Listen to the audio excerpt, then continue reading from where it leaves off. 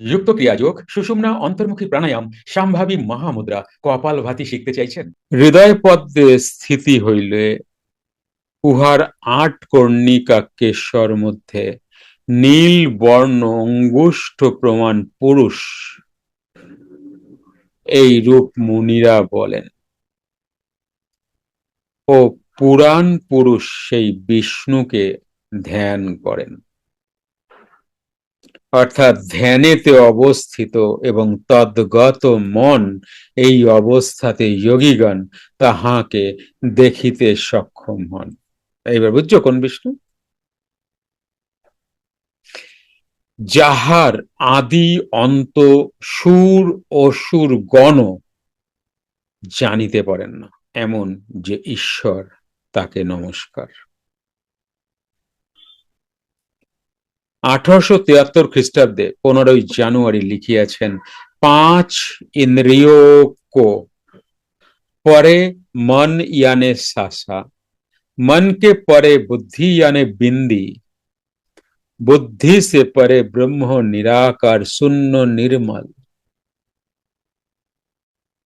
হয়ে গেল, এক রাতের ঘটনা শেষ। এক রাতের উপলব্ধি কমপ্লিট হয়ে গেছে, কিন্তু বাবার বলা বুঝছো? বাবা কতক্ষণে কথা বললেন? প্রায় 10 ঘন্টার সাধনার কথা বলছেন। হয়ে গেল বলা। এবার বোঝো, কি বুঝবে? 5 इंद्रियों को परे मन यानी सासा, मन के परे बुद्धि यानी बिंदी, बुद्धि से परे ब्रह्म निराकार शून्य निर्मल। কমপ্লিট। অর্থাৎ 5 ইন্দ্রিয়ের পরে মন অবস্থান করে। বুঝতে পেরেছ? যতক্ষণ শ্বাস প্রশ্বাস আছে ততক্ষণ বর্তমান চঞ্চল মনও আছে। শ্বাস স্থির হইলে আর বর্তমান মনের অস্তিত্বই থাকে না। শ্বাসের অস্তিত্বে মনের অস্তিত্ব। অতএব শ্বাস স্থির হইলে থাকে বুদ্ধি। উহা কূটস্থরূপী বিন্দুতে অবস্থিত। সেই বুদ্ধি অর্থাৎ বিন্দুর পরে অতীতে নিরাকার ব্রহ্ম, যিনি নির্মল শূন্য স্বরূপ। শাস্ত্র তাই বলেছেন, স্পর্শ রসনা ঘ্রাণ চক্ষু এবং কর্ণ এই পঞ্চ ইন্দ্রিয়ের যে পঞ্চতত্ত্ব, তাহার পরে মন রূপী ইন্দ্রিয়। তাই তিনি 1873 খ্রিস্টাব্দে 17 মে লিখিয়াছেন, বিন্দু মে আটক রহে না, কাম হয়। ওই মনের অতীতে যে বিন্দু, তাহাতে সর্বদা আটকাইয়া থাকাই তো উচিত। তাহা হইলে শূন্যে স্থিতি হয়। আটকাইয়া থাকা মানে কি? আটকাইয়া থাকা মানে হচ্ছে আমি আমার মনেই আর নেই। আমি আমার আমি এখন স্থির মনে অবস্থান করছি, এবং স্থির মনে অবস্থান কোথায় করছি? কুটস্থে করছি। এখান থেকে আর আমি মনের কোলাহলেই নেই। কিন্তু প্রথম প্রথম সাধকের এইখানে স্থির মনেও অবস্থান হয়, আবার নিচেও চলে আসেন, আবার স্থির মনে যান, আবার চঞ্চল মনে আসেন। এইভাবে সাধনা করতে করতে করতে করতে করতে করতে একটা সময় স্থির মনে স্থিতি লাভ করেন, তখন আর সে নিচে নামেন না। কিন্তু কুটস্থেই স্থিতি লাভ করেছেন, জন্ম মৃত্যুর কাছাকাছি রয়েছেন। তাই আবার কিন্তু ছলকে গেলে মৃত্যু বরণ করতেও হতে পারে। বোঝা যাচ্ছে কি বলছি? তাই যোগীরাজ বললেন, ক্রিয়ার পরাবস্থায় থাকো। ক্রিয়ার পরাবস্থা মানে কুটস্থের ওপরে। যোগীরাজ কিন্তু কোথাও বলেননি কুটস্থে থাকো। তুমি যে জার্নিতে আছো, কুটস্থে থাকো, স্থিতিতে থাকো, কিন্তু এটাই ঠিক নয়, এখান থেকে তোমাকে ওপরে উঠতে হবে। কুটস্থে স্থিতিও ভালো নয়, সেফ জায়গা নয়। ভালো নয় বলতে ভালো তো অবশ্যই, সেফ জায়গা নয়। কোন ক্ষেত্রে? জন্ম মৃত্যুর আন্ডারে তুমি চলে আসতে পারো। তোমরা কি বুঝতে পারছো বিষয়টা? এর থেকে তো সহজ কি করে বলি, বলো? তাই তুমি যে সাধনা করে কুটস্থে গেলে, ভাবলা আহারে আহারে কি ভালো, মন নাই কিছু নেই, না না, কখনো না। এর ওপরে ক্রিয়ার পরা অবস্থা। তারপরে কি বললেন? এই এই এই যোগীদের কি বলছেন? এই যোগীদের বলছেন ক্রিয়ার পরাবস্থা হয়ে গেছে তো, বলে হ্যাঁ, ক্রিয়ার পরাবস্থার পর অবস্থায় চলো, ইহাই সঠিক, এই জায়গায় থাকা চাই। এবার বোঝা যাচ্ছে ক্রিয়ার পর অবস্থা, ক্রিয়ার পরাবস্থার অবস্থা, ক্রিয়ার পরাবস্থার পর অবস্থা, এখানে তুমি বিলকুল সেফ। তাহা হইলে শূন্য স্থিতি হয়। তাহার পর কি হইবে? যোগীরাজ ওই বৎসর ৩রা মার্চ লিখিয়াছেন, 1873 3রা মার্চ। আজ হাম उजियाला घर चले, जैसे कोई दीपक बार दिया, सासा ভেতর ভেতর চলা। অর্থাৎ প্রকাশের ঘর প্রবেশ করলাম, সেখানে ঠিক যেন কেহ প্রদীপ জ্বালাইয়া রাখিয়াছে। প্রদীপ মানে হালকা আলো, কেমন? শ্বাস ভেতর ভেতর চলিতেছে, অর্থাৎ সুষুম্নায় চলিতেছে। এই জায়গায় কিন্তু বাবা সেফ বলছেন না। ওই অবস্থায় ঠিক যেন ভোরের আকাশ অথবা সন্ধ্যার পূর্বের আকাশের মতো আলোহীন অথচ স্বয়ং প্রকাশ, সবকিছু দেখা যায়, নিকট দূর দৃশ্য হয়। এরপরে আসে সমাধি।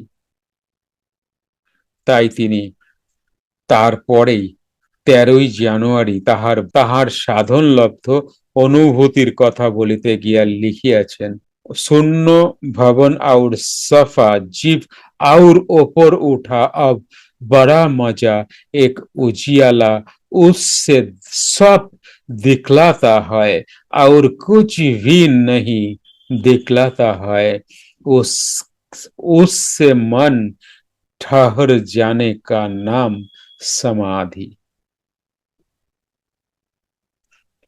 এই সমাধি কিন্তু অষ্টাঙ্গ যোগের সমাধি। এই সমাধিটা কিন্তু ওই ক্রিয়ার পরাবস্থার পর ওই সমাধিটা না।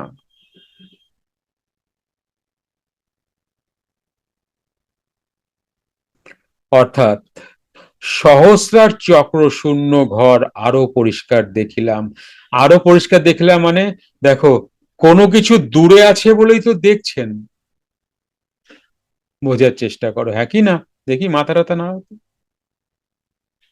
কোনো কিছু দূরে আছেন বলেই তো দেখছেন। আমি একটি ঘর দেখিতেছি, তাহলে ঘরটি দূরে আছে তাই দেখছি।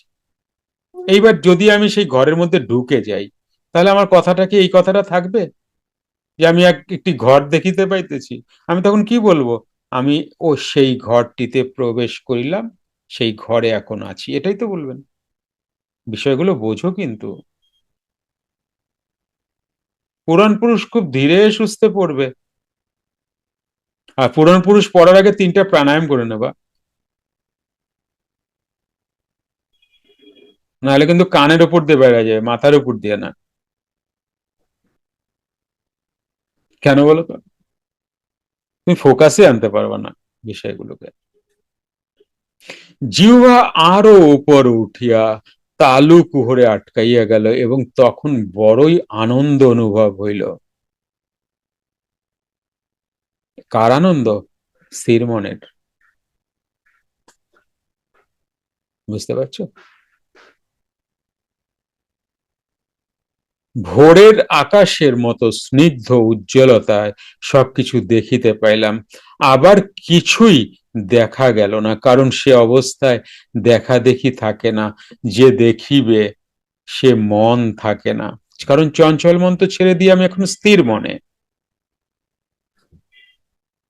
তবুও যে ওইটুক লিখেছেন ভগবান বলে লিখতে পেরেছেন, অন্য যোগীরা পারবেন না। বুঝতে পারছো কি বলছি?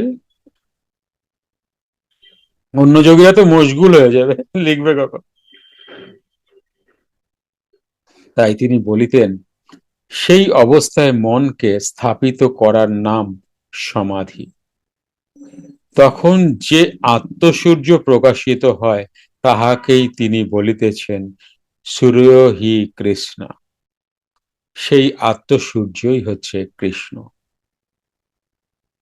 ওই বিচিত্র অবস্থার যে অনুভূতি তাহার হইয়াছিল, তাহার বর্ণনা করিতে গিয়া তিনি লিখিয়াছেন, জন দেশ মে রাত নহি হয়, ওহা এক आदमी के माफिक देखा, ओहो आदमी न कुछ बोले न कुछ चाले, খালি খরা হয়, তুমি সূত্র আছো সে দাঁড়িয়ে আছে, কেবল সে প্রেমের ভূষ, প্রেম করিলে তাকে পাওয়া যায়। প্রেম কখন আসছে? হ্যালো, যখন চঞ্চল মনটা নেই। ফেসবুকে প্রেম শোনো না? এটা প্রেম? কি বলে বাবা, কি বলছেন? প্রেমের ঘর কোথায় বল দেখিন, সে কি অমনি মেলে, মেহনত করো কিছুদিন। তিনি বলিতেছেন, যে দেশে রাত নাই, যে দেশে রাত নাই এমন কোন দেশ, এমন দেশ তো কোথাও দেখা যায় না। রাত নাই তাহা হইলে কি কেবল দিন বর্তমান? তাহাও হইতে পারে না, কারণ রাত থাকিলে দিন, দিন থাকিলে রাত, এটাই তো নেচার।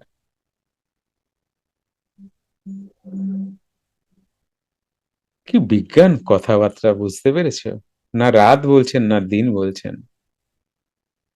কতটা পারফেক্ট বিচার, বুঝতে পারছো?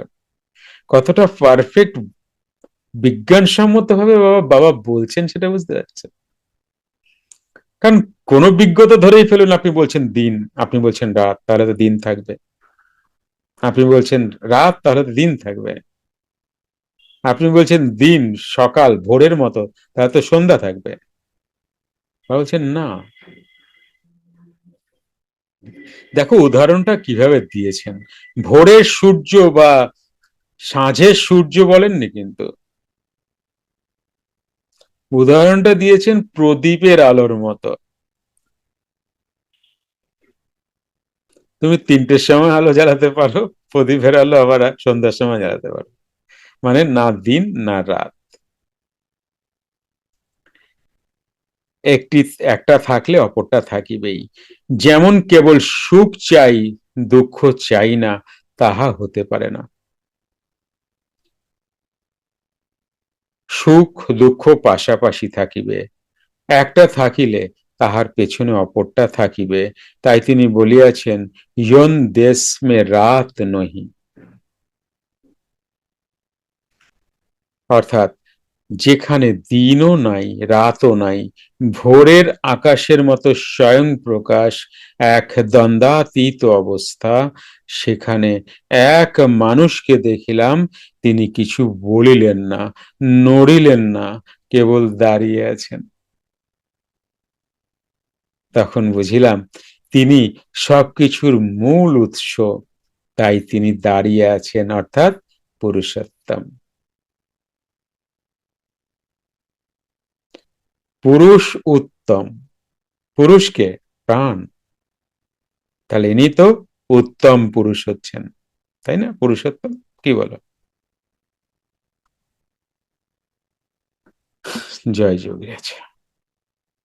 যুক্ত ক্রিয়াযোগ, সুষুম্না অন্তর্মুখী প্রাণায়াম, সম্ভাবী মহামুদ্রা, কপালভাতি শিখতে চাইছেন? প্রতি সপ্তাহে মঙ্গল, বুধ ও বৃহস্পতিবার রাত ৮টা থেকে ৯টা অবধি জুম অনলাইনে নিজের বাড়ি বসেই শিখতে পারবেন। যোগাযোগ জ্ঞানী গুরু কমিউনিটি। Phone number 9903680146।